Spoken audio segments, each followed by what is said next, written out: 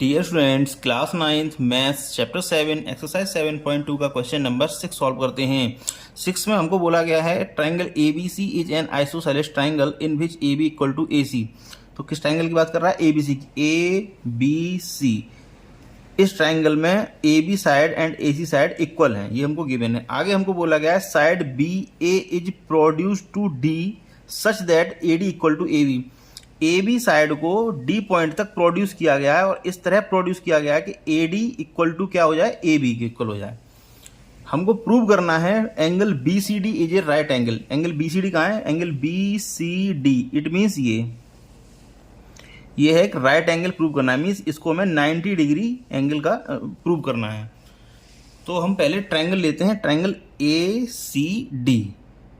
तो लिखते हैं in triangle A C D A D equal to A C. A D equal, देखो क्यों A D equal to A C क्यों हो जाएगा? क्योंकि ए बी इक्वल है ए सी के एंड ए बी इक्वल है ए डी के। तो ये तीनों साइड्स आपस में कैसी हो जाएंगी? इक्वल हो जाएंगे। जैसे A B equal to A C equal to A D हो जाएगा, तो हम डायरेक्ट लिख सकते हैं A C equal to A D. A C equal to A D क्यों इक्वल है? ये हमको गिवन है। इनके बीच में रिलेशन समझा दे रहा हूं। जैसे A B equal to A C है, A B equal to A C है। आगे हमको बोला गया है A B equal to A D, तो A B equal to A D. ऐसे तो यहीं तो बोला गया side B A is produce to D such that A D equal to A B. अब ए बी इक्वल है ए सी के, ए बी इक्वल है ए डी के, it means A B equal to A C equal to क्या हो जाएगा? A D. हम कह सकते हैं A C equal to A D.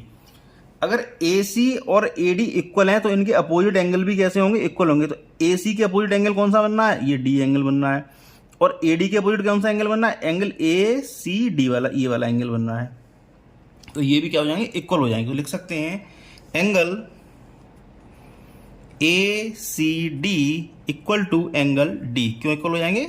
Because angles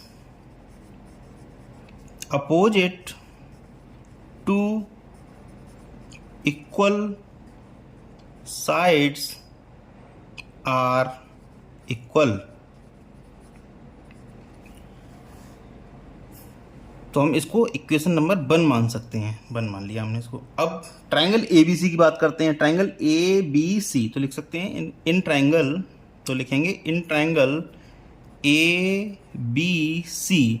अब यहां देखिए आप, ए बी इक्वल है ए सी के, यहां पर भी वही सेम थ्योरम यूज करेंगे। अब ए बी के अपोजिट एंगल कौन सा बन रहा है? Angle A C B, means ये वाला एंगल है ना। और ए सी के अपोजिट एंगल कौन सा बन रहा है? एंगल बी बन रहा है। तो ये भी आपस में इक्वल हो जाएंगे। तो लिखते हैं in triangle A B C, A B equal to A C, A B equal to A C. क्यों है? बिकॉज गिवन है ये हमको। अब इनके अपोजिट एंगल भी इक्वल लिख देंगे। ए बी के opposite angle A C B, और ए सी के opposite angle A B, angle B बोल सकते हैं। तो लिख देंगे angle B equal to angle A C B. इसको इक्वेशन 2 मान लेंगे और लिख देंगे क्यों? Angles, because angles opposite to equal sides are equal. इसको हमने 2 मान लिया। अब ट्राइंगल डीबीसी की बात करेंगे। ट्राइंगल डीबीसी कहां बनना है हमारा? पूरा टोटल ये डीबीसी यहां तक, इस ट्राइंगल की बात करेंगे। तो लिखेंगे in triangle D B C angle D plus angle B plus angle B C D, means ये टोटल एंगल कितना हो जाएगा? 180 डिग्री। किसी भी ट्राइंगल्स के तीनों एंटीरियर एंगल्स का सम कितना होता है? 180 डिग्री होता है। तो वही लिखना है हमें, angle D plus angle B plus angle B C D equal हो जाएगा 180 डिग्री के। 180 डिग्री, क्योंकि किसी भी ट्राइंगल के तीनों एंटीरियर एंगल्स का सम 180 डिग्री हो जाता है।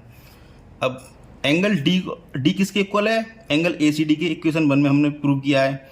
और एंगल बी किसके इक्वल है? एंगल बी किसके इक्वल है? एंगल ए सी बी के।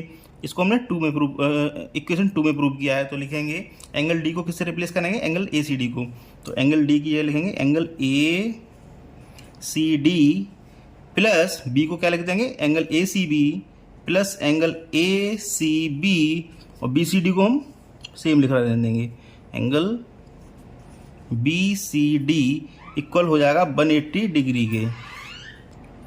अब आप देखिए ट्रायंगल बी सी डी में आप देखिए एंगल ए सी डी कहाँ बन रहा है, angle A C D means ये वाला एंगल, और ट्रायंगल ए सी बी का एंगल ए सी बी कहाँ बन रहा है, ए सी बी मीन्स ये वाला एंगल। अगर हम इन दोनों को सम कर दें तो टोटल एंगल कितना बन जाएगा हमारा, एंगल बी सी डी, यही बन जाएगा ना, बी सी डी ये वाला एंगल बन जाएगा। तो हम इन दोनों को सम करके क्या लिख देंगे, एंगल बी सी डी, इसको हम सेम लिख देंगे, एंगल बी सी डी। अच्छा ये आए कहाँ से थे, फ्रॉम इक्वेशन लिख दे रहा हूँ, from equation 1 and 2, B C D equal to 180 degree. यहां तक समझने में कोई दिक्कत नहीं हुई होगी। अब हम इनको ऐड करेंगे तो क्या हो जाएगा, angle B C D plus angle B C D equal to हो जाएगा angle 2 B C D, twice of angle B C D equal हो जाएगा 180 degree. Angle B C D कितना हो जाएगा, एंगल बी सी डी हो जाएगा equal 180 degree upon 2। तो एंगल बी सी डी यहाँ से वैल्यू आ जाएगी 90 डिग्री। ये हमको क्या प्रूव करना था, जो कि हमने प्रूव कर दिया। लिख सकते हैं हैंस